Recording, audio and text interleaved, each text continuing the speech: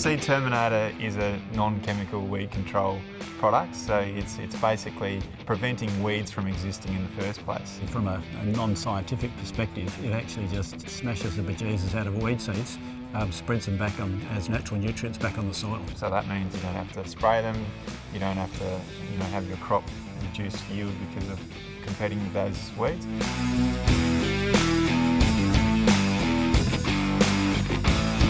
Well, it all began 11 years ago for me. I started a PhD at the University of South Australia trying to understand how to kill weed seeds on board a combine harvester. The outcome of my PhD research was actually a commercial product.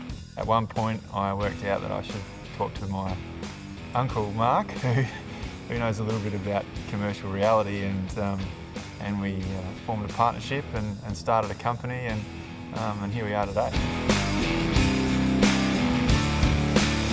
We started this company on the principle that we'd get the technology to as many farmers as possible, as quickly as possible and as economically as possible, and that's not Australia, that's globally.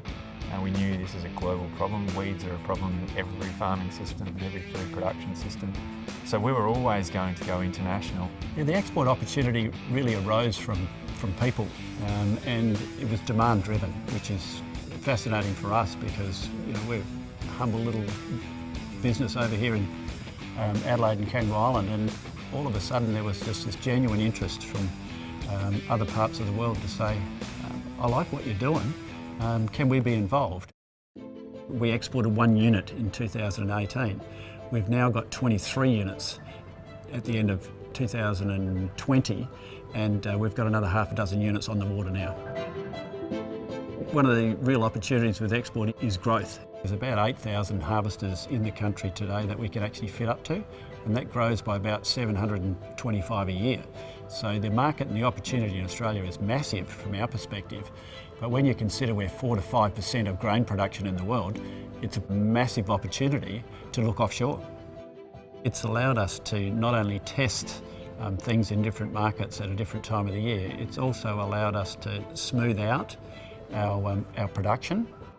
The timing of sales and cash flow has certainly been a factor. In the future, we see that as a major part of the business, is to being able to sell out of season here, in season over there.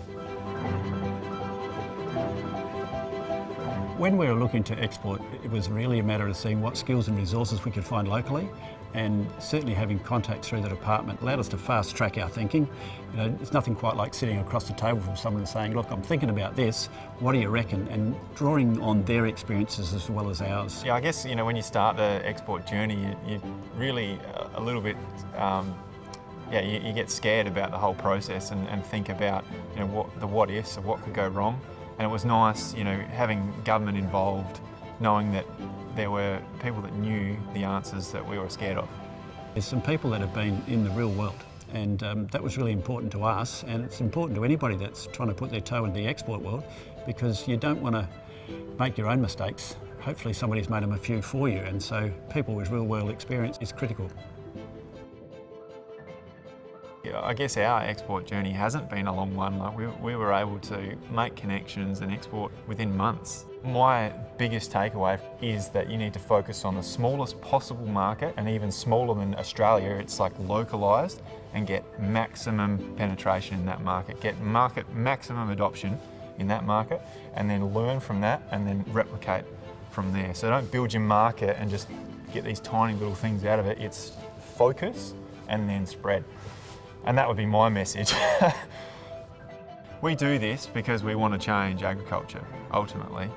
We believe that the farming systems we're currently using aren't long-term sustainable.